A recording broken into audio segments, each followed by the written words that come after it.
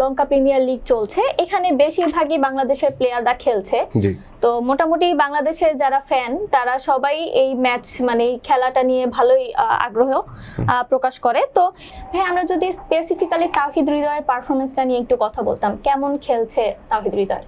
দেখেন, শুধু যদি এলপিএল এর কথা বলি, আমরা যদি স্ট্যাটিস্টিক্স দেখি তাহলে তাওহিদ হৃদয়ের পারফরমেন্স দুর্দান্ত।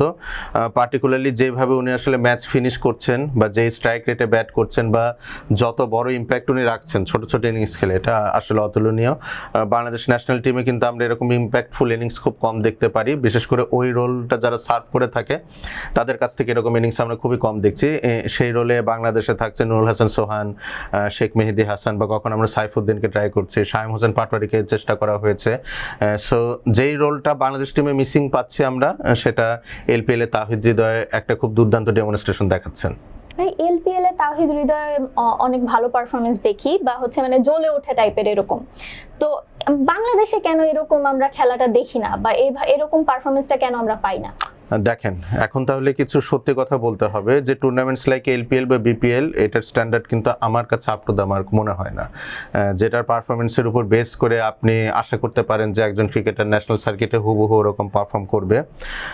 এলপিএল এর ক্ষেত্রে যে বিষয়টা, অবশ্যই যেটা ভালো সেটাকে ভালো বলতে হবে, উনি ভালো পারফর্ম করেছেন সেটাকে আমি ভালো বলছি। এখন এই বিষয়টাকে পাশে রেখে আপনি যদি দেখেন যে তার স্কোরিং শটগুলো কী কী, কোন ধরনের ডেলিভারিতে উনি স্কোর করছেন, বোলাররা যখন মিস করছেন সেটা উনি খুব ভালো মতো ডিসপ্যাচ করতে পারছেন। তো এখানে দুটো বিষয়, বাজে বল ডিসপ্যাচ করতে পারে একটা ক্রেডিট, বাট বাজে বলটা অফার করা হচ্ছে সেটা আসলে উনি ডিসপ্যাচ করছেন। লাইক আস দাসুন সানাকার বলে আপার কাট যেগুলো উনি 4 বা 6 মেরেছেন, এগুলো গিফটেড ডেলিভারি। আপনি যখন শর্ট থার্ড ম্যান ওপরে রেখে ওরকম রিজনে বল করবেন, it was asking to be hit. বা আপনি যদি ঈশান মালিঙ্গার একটা ডেলিভারি, যেটা নিয়ে আমরা দেখছি যে সোশ্যাল মিডিয়াতে অনেক হাইপ, ঈশান মালিঙ্গার বলে 6 মেরেছেন, উনি আসলে একদম স্লটে বল করেছেন, ইয়র্কার করতে যে বলটি ইয়র্কার মিস করেছে এবং স্লট বরাবর বল এসেছে যেটা উনি ডিসপ্যাচ করতে পেরেছেন। ইভেন আপনি যদি রাতনায়কের যে ডেলিভারিটা ছিল লাস্ট ইনিংসটাতে, তাওহিদ হৃদয়ের যে ট্রেডিশনাল সুইপ শটটা খেলার প্রবণতা, সেটা উনি যেই রিজনে বলটা থাকলে খুব ভালো খেলেন, আউটসাইড অফ স্ট্যাম্প বলটা সেখানে ছিল। এখন আপনি যদি তাওহিদ হৃদয়ের একই শট বাংলাদেশ পাকিস্তানে যখন লাস্ট টুর করে খুশদিল শাহর বলে, সেই ক্ষেত্রে কিন্তু বলটা উইদিন স্টাম্পস ছিল এবং তাওহিদ হৃদয় এলবিডব্লিউর ফাঁদে পড়েন। সো অপোনেন্টকে নিয়ে স্টাডি করা আমার মনে হয় সেগুলো এলপিএল বা বিপিএল এর মতো টুর্নামেন্টে কিছুটা কম হয়, যেই জন্য আমাদের দেশীয় ব্যাটার যারা রয়েছেন তারা বিপিএল এলপিএল এ দেখবেন যে খুব ভালো করলেও ন্যাশনাল সার্কিট এসে কিছুটা স্ট্রাগল করছেন। আমরা যদি একটু এসএ টি20 নিয়ে একটু কথা বলি, যেমন এসএ টি20তে মানে শুরু হতে যাচ্ছে, সেখানে রিশাদ হোসেন সাইন করেছে সানরাইজার্স ইস্টার্ন কেপে। তো উনি যেরকম দেশের লিগগুলোতে তেমন একটা মানে ওনাকে দেখা যায় না বা আমরা পাচ্ছি না, সেক্ষেত্রে আবার বাইরের যে লিগগুলা সেখানে কিন্তু তাকে ভালোই আমরা দেখতে পাচ্ছি। তো দেশে আমরা না দেখার কারণটা কি? দেশের লিগের কথাটা আমি খুব ফলো করে না বলি, কজ আমি একই কথা বলছিলাম এলপিএল বা বিপিএল স্ট্যান্ডার্ড নিয়ে। সো এখানকার সিলেকশন প্রসেসটা কেমন থাকে সেটাও আসলে আমার কাছে খুবই ধোঁয়াশা মনে হয় মাঝে মাঝে, যে কিসের বেসিসে আসলে টিম সিলেক্ট করা হচ্ছে। বাট আপনি যদি ন্যাশনাল টিমে রিশাদ হোসেনের পারফরমেন্সের সাথে যে ফ্র্যাঞ্চাইজি লিগগুলো বাইরে উনি খেলছেন সেটা তুলনা করেন, তাহলে দেখতে পারবেন যে ন্যাশনাল টিমে আমরা রিশাদ হোসেনের কাছ থেকে কি এক্সপেক্ট করি, performance both with the bat and ball. তা বল হাতে কিছু উইকেট পেলেও যখন আসলে ব্যাট হাতে উনি পারফর্ম করতে পারছেন না, তখন কিন্তু আমরা তাকে ব্লেম দিচ্ছি। সেটা আপনি দেখেন লাস্ট অস্ট্রেলিয়া সিরিজে বলে থাকি, বা লাস্ট যে কয়টা সিরিজ দেখছি, রিশাদ হোসেনকে with the bat completely of দেখতে পাচ্ছি আমরা। ব্যাট হাতে পারফরমেন্স কোনো কিছু নেই বললেই চলে। বাট আপনি যদি ফ্র্যাঞ্চাইজি লিগগুলোতে যান, আপনি দেখবেন যে রিশাদ হোসেন সেখানে অনেক নিচে ব্যাট করতে নামছে, বিকজ তার কাছে ব্যাটিংয়ের এই রোলটা টিম এক্সপেক্টই করে না। এটা একটা বিষয়। এখন আরেকটা বিষয় আপনাকে মাথায় রাখতে হবে, আমরা যে বাইল্যাটারাল সিরিজগুলো খেলি সেখানে ম্যাচ হয় কয়টা, টি20 সিরিজে ম্যাচে 3টা বড় জোর, কখনো খুব বেশি হলে 5টা, বাট বাংলাদেশ 5 ম্যাচে টি20 সিরিজ খেলে না। তাহলে 3 ম্যাচের সিরিজ 3টে ডিফারেন্ট ভেন্যুতে খেলা হচ্ছে, সেখানে উইকেট ট্রু থাকে, সেই জায়গায় আপনার স্পিনারদের বাড়তি পারচেস পাওয়ার প্রবণতাটা কম থাকে। হোয়ারাজ আপনি যখন একটা একটা ফ্র্যাঞ্চাইজি টুর্নামেন্ট খেলবেন, এখানে যদি আপনি হোম অ্যান্ড অ্যাওয়ে বেসিসে খেলেন বা সবগুলো টুর্নামেন্টও যদি রাউন্ড রবিন পদ্ধতিতে একে অপরের সাথে খেলে, সেখানে বেশ কিছুটা ম্যাচ হয়, একই উইকেটে অনেকগুলো ম্যাচ হয়, উইকেট কিছুটা টায়ার্ড হয়ে যায় বা স্লো ডাউন করে, সেখানে স্পিনাররা দেখবেন টুর্নামেন্টের শেষ ফেজে এসে অনেক ইফেক্টিভ হয়। আপনি যদি এসএ টি20তে রিশাদ হোসেনের পারফরমেন্স পর্যালোচনা করেন, আপনি মানে আমি লিখে দিতে পারি যে টুর্নামেন্টের শুরুতে উনি যতটা না ইফেক্টিভ থাকবেন, শেষের দিকে তার ইফেক্টিভিটি বাড়বে বিকজ অফ উইকেটটা স্লো ডাউন হচ্ছে। সো এরকম অনেক কিছু বিষয় থাকে যেটার জন্য ন্যাশনাল সার্কিটে পারফরমেন্স বা ফ্র্যাঞ্চাইজিতে পারফরমেন্স একটু ডিফারেন্ট হয়। তো আমার মনে হয় এগুলোই অন্যতম কারণ। পাশাপাশি আমাদের দেশীয় কালচারে লেগ স্পিনারকে অ্যাডর করার টেন্ডেন্সিটাও খুব কম, যদিও আমরা আস্তে আস্তে শিখছি।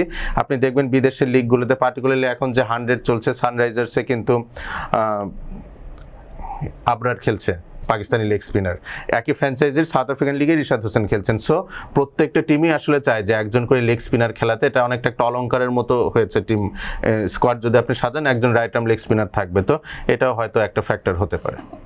হ্যাঁ, আমরা দেখছি যে টপ এন্ড টি20ও শুরু হতে যাচ্ছে। তো এখানে হচ্ছে তৃতীয়বারের মতো বাংলাদেশ হচ্ছে এখানে খেলতে যাচ্ছে।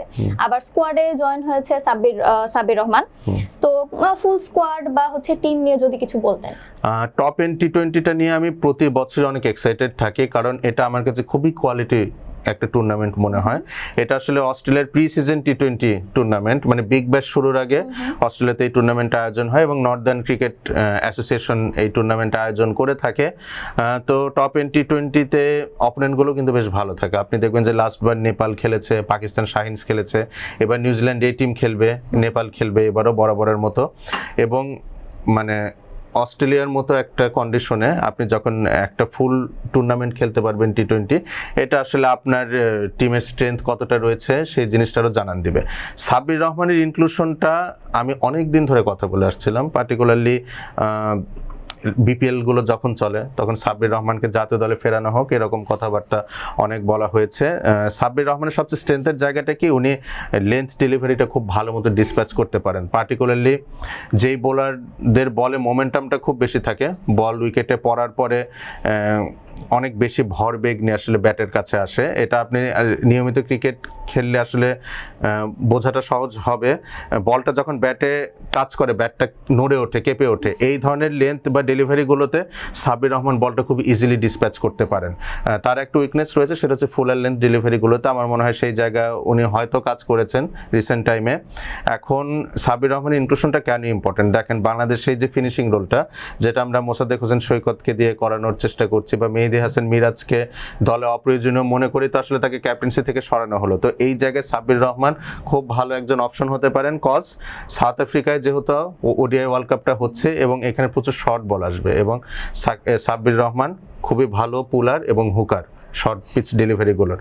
তো সেই ক্ষেত্রে আমার মনে হয় এটা সাব্বির রহমানের জন্য কেরিয়ার চেঞ্জিং একটা মোমেন্ট হতে পারে যদি উনি এই টুর্নামেন্টে ভালো করেন।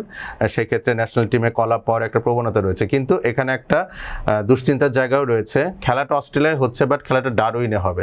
সো ডারউইনের উইকেটটা ট্রেডিশনালি অস্ট্রেলিয়ার যে পেস কন্ডিসিভ উইকেটগুলো থাকে তাদের মতো না, এখানে কিন্তু স্পিনাররা বাড়তি সুবিধা পেয়ে থাকেন। সো ফাস্ট বোলিংয়ের বিরুদ্ধে সাব্বির রহমানের যে এক্সপার্টিসটা রয়েছেন সেটা উনি এখানে কতটা দেখাতে পারবেন, এটা একটা প্রশ্নের জায়গা থেকে যাচ্ছে। পাশাপাশি ফাস্ট বোলিং অলরাউন্ডারের যেই কোটাটা রয়েছে, সাইফুদ্দিনকে দিয়ে আমরা বারবার এই কাজটা করানোর চেষ্টা করি। এটা আমরা আব্দুল গাফার সাকলাইন বলি, মৃত্যুঞ্জয় চৌধুরী বলি বা আবু হায়দার রনি বলি, তিনজনের জন্য আসলে এটা একটা অ্যাসিড টেস্ট। যে কোনো একজন যদি ভালো পারফর্ম করেন, আমার মনে হয় তারা ন্যাশনাল টিমে কল আপ পেতে পারেন টি20 ফরম্যাটে। পাশাপাশি জাওয়াদ আবরার রয়েছেন, দুর্দান্ত ব্যাটার, জিশান আলম রয়েছেন, explosive batter, top of the order. তারাও আসলে কেমন পারফর্ম করেন সেটা দেখার বিষয়। সেই ক্ষেত্রে আমরা তানজিদ হাসান তামিম বা মোহাম্মদ সাইফ হাসানের ব্যাকআপ হিসাবে তাদেরকে ডিরেক্টলি বিবেচনা করতে পারবো।